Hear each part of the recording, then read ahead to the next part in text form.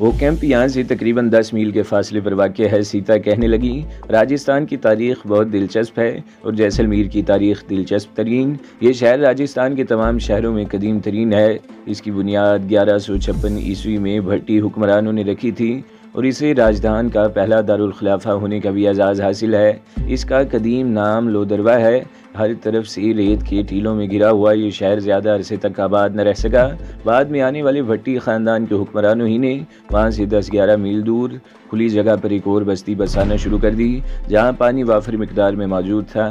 ये बस्ती आबाद होती चली गई और लोदरवा उजड़ता चला गया। नई बस्ती जैसलमेर के नाम से एक शहर की सूरत इख्तियार कर गई और लोदरवा वक़्त के हवादस का शिकार होकर खंडरों में तब्दील हो गया। चारों तरफ से रेत के टीलों में घिरे हुए लोदरवा के खंडरात आज भी मौजूद हैं। रेत के बाज़ टीले तो छोटी छोटी पहाड़ियों की तरह ठोस हो चुके हैं, जबकि बेशतर टीले ऐसे हैं जो हवा से अपनी जगह तब्दील करते रहते हैं। हवा से रेत पर ऐसी ऐसी लहरें और ऐसे ऐसे नक्श मोरज़े वजूद में आते हैं कि जिन्हें देख कर अक्ल दंग रह जाती है। लोदरवा के खंडरात पहले सयाहों की तवज्जो का मरकज बने हुए थे, लेकिन चंद साल पहले इस तरफ सयाहों की आमदोरफ्त पर पाबंदी लगा दी गई और इस कदीम खंडरात को शहरी ममनुआ करार दे दिया गया और वो इलाका फ़ौज के हवाले कर दिया गया। लोग यही समझते रहे कि इन खंडरों में शायद कोई बहुत बड़ा ख़जाना दरियाफ्त हुआ है और इस इलाके को फ़ौज के हवाले करके सयाहों की आमदोरफ्त पर पाबंदी लगा दी गई है। लेकिन मैं जानती हूँ वहाँ क्या है। वो चंद लम्हों के लिए खामोश हुई, फिर बात जारी रखते हुए कहने लगी, मुझे एक मरतबा वहाँ जाने का मौका मिला था जब रवा की तरफ से मुझे ट्रेनिंग दी जा रही थी। इन दिनों फ़ौज की निगरानी में वहाँ जगह जगह कुछ तामीरात काम हो रहा था। खंडरात अपनी जगह मौजूद थी, उनके बीच में ऐसी ऐसी छोटी नई इमारतें भी मारज़े वजूद में आ रही थीं जिनका मकसद इस वक्त मेरी समझ में नहीं आ सका था। मुझे एक हफ़्ता वहाँ रखकर जयपुर वापस भेज दिया गया। ये तो मुझे बहुत बाद में मालूम हुआ कि वहाँ दहशत गर्दी की तरबियत के लिए एक जदीद तरीन कैंप बनाया गया है। यहाँ से तरबियत हासिल करने वालों को श्रीलंका और पाकिस्तान भेजा जाता है। पाकिस्तान की तरह भारतीय हुक्मरानों ने श्रीलंका में भी तवील अरसे से पंगाबाजी शुरू कर रखी है।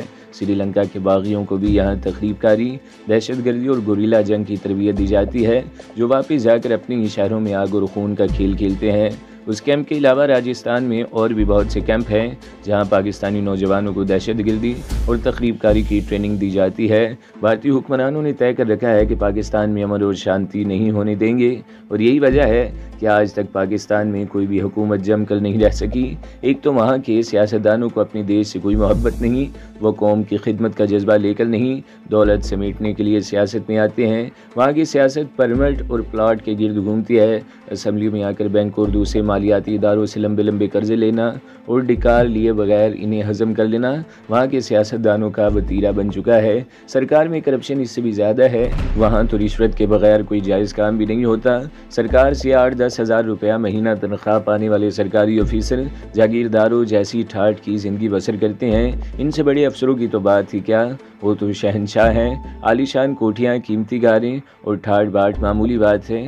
मामूली दर्जे के मुलाजमीन भी अपनी हैसियत से बढ़कर ज़िंदगी गुजार रहे हैं। सारा दबाव अवाम पर है।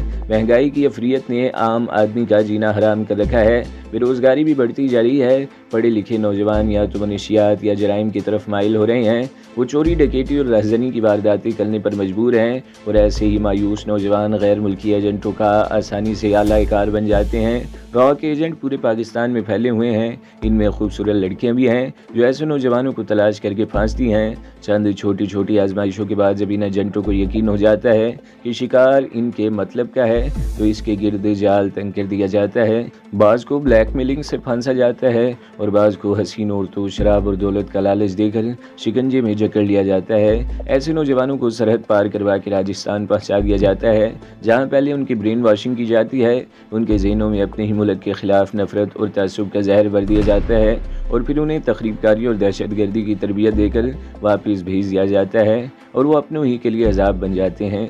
कुछ अर्सा पहले भारतीय हुक्मरानों ने जम्मू कश्मीर के हवाले से एक नई पॉलिसी इख्तियार की थी। पॉलिसी नहीं, गिनावनी साजिश। इसकी तफसील मैं तुम्हें बता चुकी हूँ। कि किस तरह पाकिस्तानी नौजवानों को तखरीबकारी की तरबियत देकर कश्मीर भेजा जाएगा और उनकी सरगर्मियों से किस तरह कश्मीरियों के दिलों में पाकिस्तान से नफरत पैदा की जाएगी।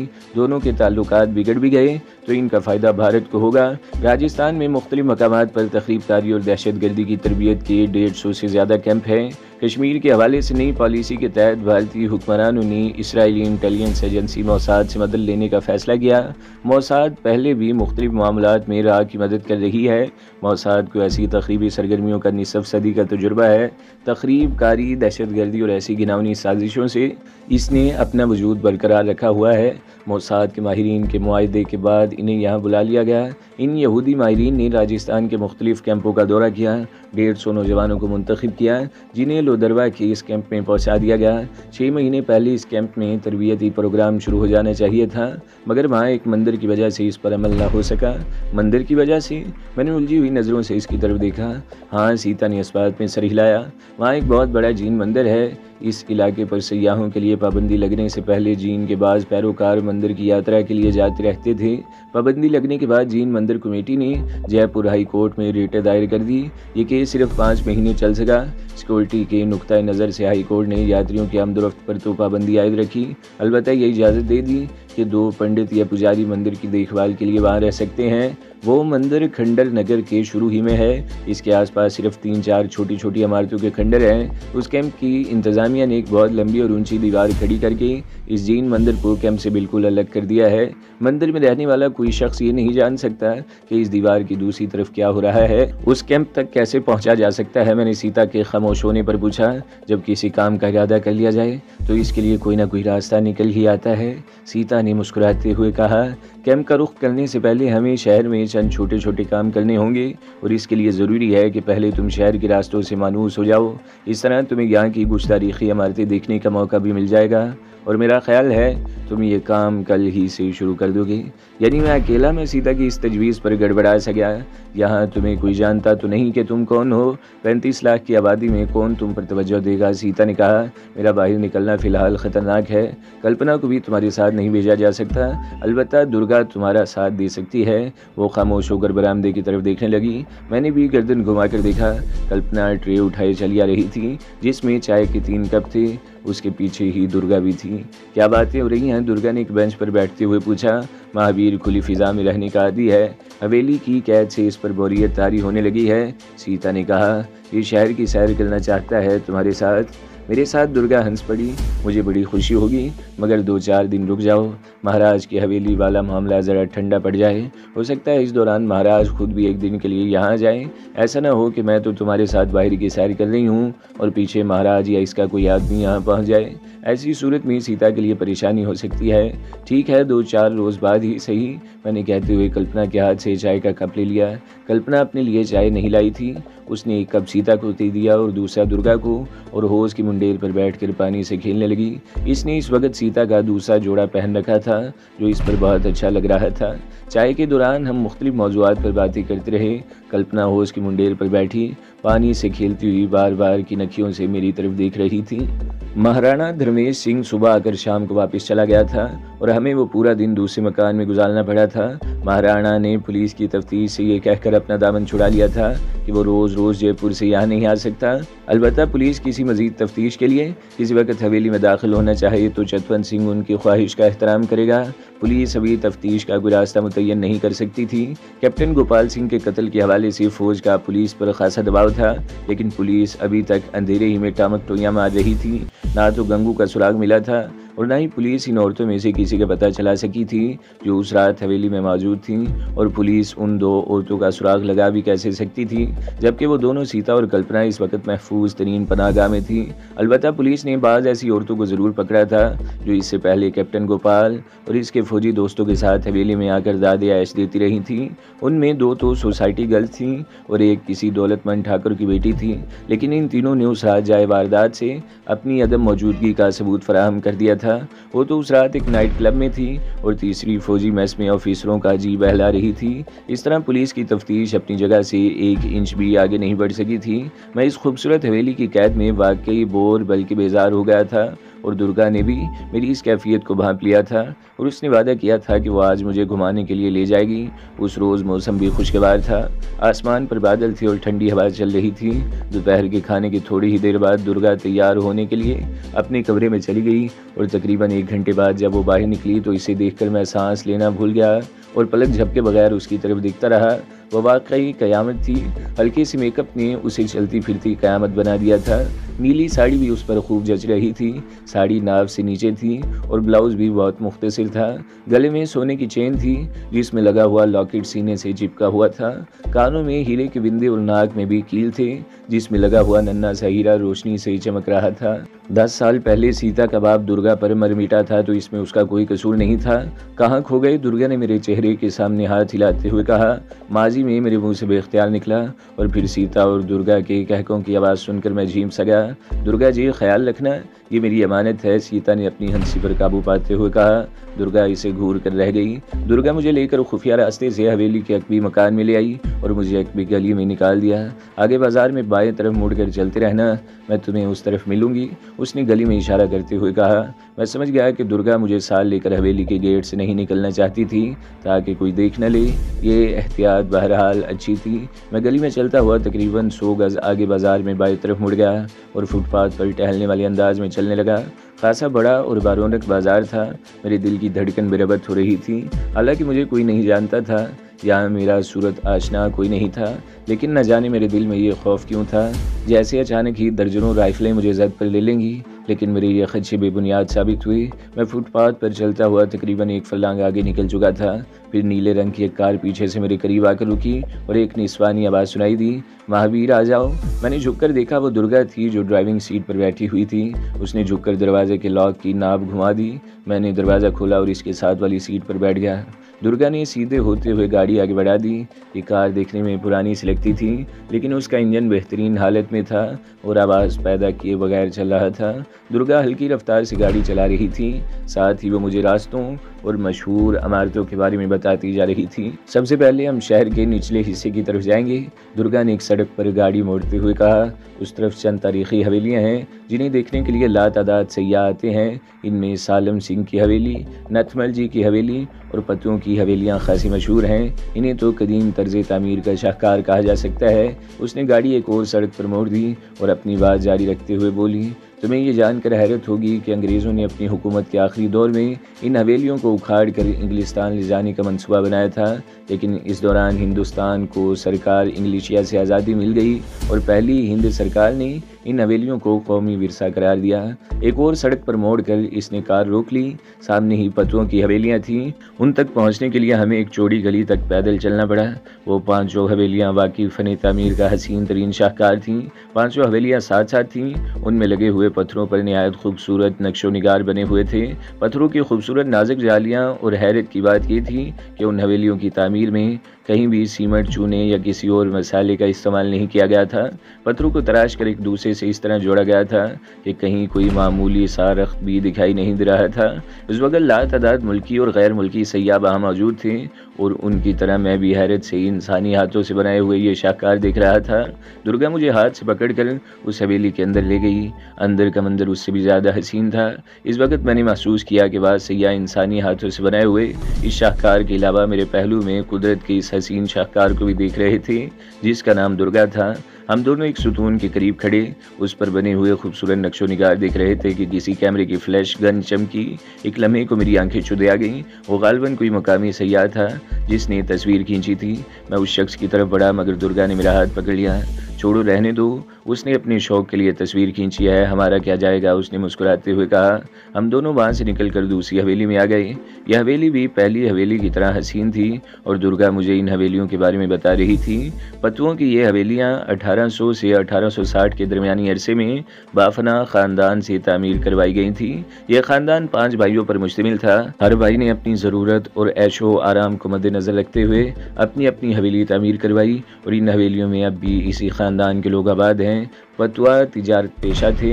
इनकी तिजारत सिंध, अफ़गानिस्तान, सेंट्रल एशिया और दूसरी तरफ चीन तक फैली हुई थी।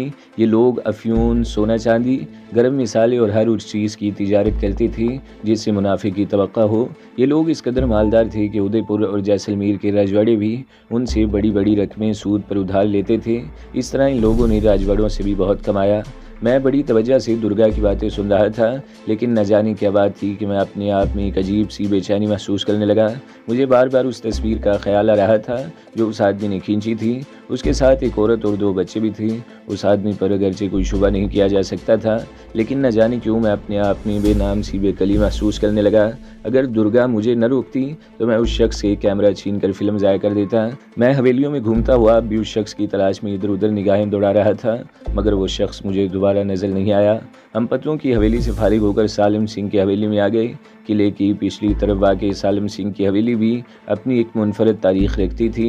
इस हवेली तक पहुँचने के लिए हमें कई तंग सी गलियों से गुजरना पड़ा था। उस वक़्त आसमान पर बादल छट गए थे और डूबते हुए सूरज की अलविदाई किरणों में हवेली की छतरियाँ झिलमिला रही थीं। यह हवेली एक ऊंचे चबूतरे पर तामीर की गई थी।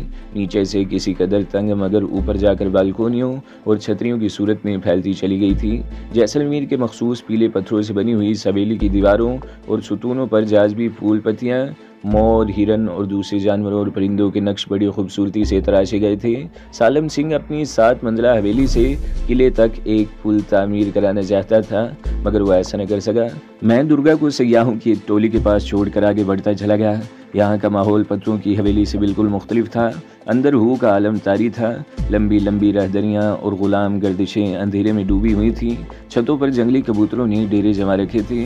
उनके परों की फड़फड़ाहट माहौल पर अजीब सी वहशत तारी किए हुए थी। मैं एक तंग सी गोल सीढ़ी पर चढ़ता हुआ ऊपर बालकोनी में चला गया। सूरज डूब चुका था और बाहर भी मुलगजा अंधेरा पर फैला रहा था। मैंने बालकोनी से नीचे झांका तो हवेली के गेट के करीब 2-3 सैयाह खड़े थे और सामने वाली गली सुनसान पड़ी थी। मैं वापस जाने के लिए मुड़ा तो एक कोने से सिसकियों की आवाज़ें सुनकर चौंक गया। मैंने उस तरफ देखा, मगर अंधेरे में कुछ नजर नहीं आया। मैं उसे अपना वाहमा समझकर आगे बढ़ गया, लेकिन सीढ़ियों के करीब पहुंचकर ठटक गया। सिसकियों की आवाज़ फिर सुनाई दी थी। मैंने मुड़कर इस तरफ देखा तो सीने में सांस रुकता हुआ महसूस हुआ। कदीम राजस्थानी लिबास में मलबूस एक लड़की दीवार से टेक लगाए बैठी थी। अगरचे शाम का अंधेरा था, मगर उसका चेहरा साफ नजर आ रहा था। इसकी आंखों में बेपनाह उदासी थी। वह हल्की हल्की सिसकियां भर रही थी। मेरे जहन में फ़ौरन ये ख्याल आया कि शायद वो कोई सयाह है जो अपनी फैमिली के साथ इस हवेली में आई हुई है और बिछड़ गई है। वह अंधेरे से डर कर यहाँ बैठ कर रोने लगी थी, या हो सकता है वो कोई गाइड लड़की हो और उसके साथ भी कुछ ऐसी सूरत हाल पेश आई हो। क्या बात है, लड़की क्यों रो रही हो? मैंने इसके करीब पहुंचकर नरम और हमदर्दाना लहजे में पूछा। इसने पलकों की बारी झालर आंखों पर से उठाई और अजीब सी नज़रों से मेरी तरफ देखा। क्या सब लोग चले गए? उसकी आवाज़ में अजीब सा तरन्नुम था। हाँ, सब चले गए, मैंने बदस्तूर नरम लहजे में जवाब दिया। तुम कौन हो? किसके साथ आई हो? वो खामोश रही और पलके झपके बगैर मेरी तरफ देखती रही। मेरा ख्याल है तुम अपनी फैमिली के साथ आई थी और उनसे बिछड़ गई हो, या तुम कोई गाइड हो? किन लोगों के साथ आई थी? मैंने फिर पूछा। मैं किसी के साथ नहीं आई, यहीं रहती हूँ, लड़की ने जवाब दिया। उसकी नज़रें मेरे चेहरे पर मरकूज़ थीं और उसने पलकें अब भी नहीं झपकी थीं। क्या मतलब? मैं उछल पड़ा। क्या तुम कहना चाहती हो कि तुम इसी उजाड़ और सुनसान हवेली में रहती हो? हाँ, इसने जवाब दिया। इसके होंठ कांप रहे थे और आवाज़ में हल्की सी थरथराहट थी। मेरा नाम कन्याकुमारी है, मैं इसी हवेली में रहती हूँ। सालिम सिंह ने मुझे अपनी ख्वाबगाह में तलब किया। मैं उसके दरवाजे तक तो आ गई, फिर खौफजदा होकर भाग निकली। जानती थी वो मेरे साथ क्या करेगा। वो खूबसूरत लड़कियों को अपनी ख्वाबगाह में बुलाता है, रात भर उनके शरीर को नोचता है, झंझोड़ता है और सुबह इसकी लाश मिलती है हवेली की किसी वीरानी नुक्कड़ में। मैं जानती थी वो मेरे साथ यही करेगा। मैं डर कर भाग निकली। सालिम सिंह के आदमियों ने मुझे पकड़ने के लिए मेरा पीछा किया। मैं दौड़ती रही। अंधेरी राहदरियों में मुझे बाहर का रास्ता नहीं मिला। मैं यहाँ छुप कर बैठ गई। तुम्हें किसने अपनी ख्वाबगाह में तलब किया था? मैंने बेख्तियार पूछा। सर्दी की एक लहर मेरी रीढ़ की हड्डी में सिरायत करती चली गई। सर्दी महसूस होने के बावजूद मेरी पेशानी पर पसीने के कतरे उभर आए थे। मेरा हलक खुश्क हो गया था। जुबान सूख कर कांटे की तरह तालू में चुभने लगी। क्या तुम इसे जानती हो? मेरी आवाज़ में भी हल्की सी कपकपाहट आ गई थी। हाँ, लड़की ने जवाब दिया, अगर जानती ना होती तो तुम्हें ये सब कुछ कैसे बताती। वो चंद लम्हों को खामोश हुई, फिर बोली, सालम सिंह के पिता दीवान स्वरूप सिंह को राजा के एक करीबी रिश्तेदार ने कत्ल कर दिया था। सालम सिंह ने राजा से फरियाद की, मगर उसे इंसाफ नहीं मिला। सालम सिंह के सीने में बदले की आग भड़क उठी। उसने सौगंध उठाई कि राजा के ख़ानदान को बर्बाद कर डालेगा, ख़त्म कर डालेगा उन सबको। लेकिन उस वक़्त वो छोटा था और ऐसा कोई काम नहीं कर सकता था। वो वक़्त का इंतज़ार करने लगा। समय गुजरने के साथ साथ उसके सीने में इंतकाम की आग भड़कती रही। वो खामोश होकर सुनसान और अंधेरी राहदरी की तरफ देखने लगी। उसने पहली मर्तबा मेरे चेहरे से नज़रें हटाई थी। फिर क्या हुआ, मैंने बेख्तियार पूछा। उसकी नज़रें एक बार फिर मेरे चेहरे पर मरकूज़ हो गईं। इस बार भी उसकी पलकों को जुम्बश नहीं हुई थी।